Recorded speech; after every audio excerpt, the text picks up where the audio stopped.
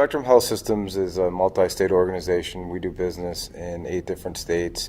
I work specifically in the inpatient and residential treatment services located in Westborough, Massachusetts, and also in Weymouth. I run 7 treatment programs, from detox to transitional support programs to long-term residential and community support programs. So throughout our organization, we have a vast continuum of care. We do everything from inpatient to outpatient, medicated assisted treatment. We do treatment within inside prisons in terms of educational substance abuse programming. So we pretty much do it all, but I'm specifically responsible for the inpatient and residential treatment.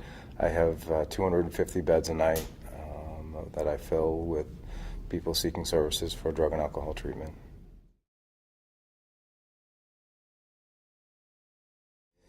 I just think the biggest challenge that we face is reimbursement. A lot of our funding comes from contracts, and the reimbursement rate doesn't support the level of service that our organization wants to provide.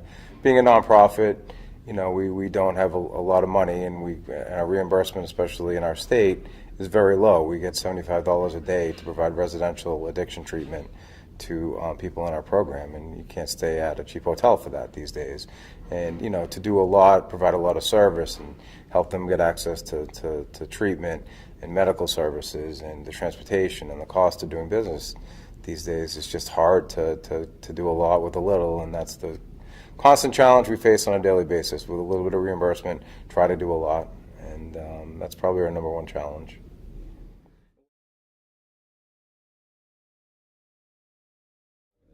We constantly are doing advocacy with the legislation to try to get them to realize, that that's not a fair rate. So we do a lot of advocacy trying to get them to adjust the rates so that we can, we don't lose as much money as we currently lose providing the service.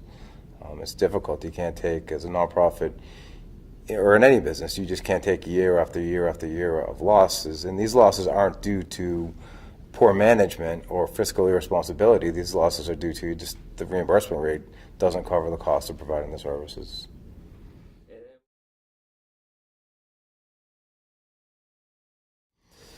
I think better for the field as a whole, I think fair reimbursement rates is a solution. I think for our organization, being so reliant on state funding, and I think one opportunity may be getting into the private pay market and looking at ways to have both public and private programming to kind of offset the losses that we face with the with the public funding streams that we have.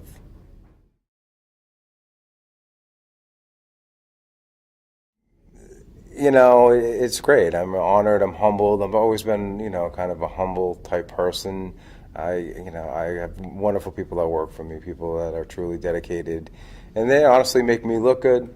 My job is extremely hard, trying to keep everyone focused and look at the big picture and not, get weighed down by the little inconveniences that happen on a daily basis. We work extremely hard environments of care, and I think that these people work extremely hard, and we all do. But it's sometimes in the morning after working a 14, 15-hour day with all my directors and all the staff and accomplishing what we accomplish, the next morning to see them driving up in their car, I like breathe a sigh of relief, because I wouldn't be surprised if they didn't come back. We all work so hard that it's definitely a challenge. But I accept this reward on their behalf, the people that do a lot of the work and just work hard day in and day out in very, very challenging environments. It's not an easy business that we're in, and to be successful, you have to actually put a lot more effort into it.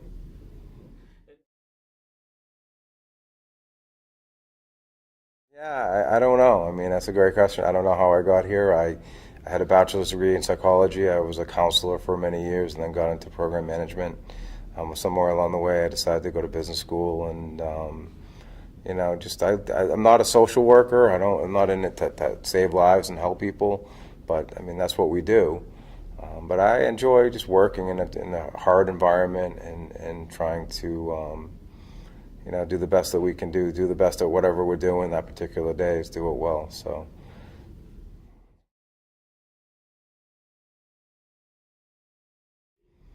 I think my one message to our field and people in our field and addiction professionals as we move toward healthcare reform is just pay attention. This is going to be, as always, there's going to be a lot of change, and a lot of it's unclear right now, but as the days and weeks go by, it'll get more and more clear, and I think it's very important that we pay attention to how it's going to affect our business and the things that we need to do to overcome the challenges and obstacles that are going to be present in the industry.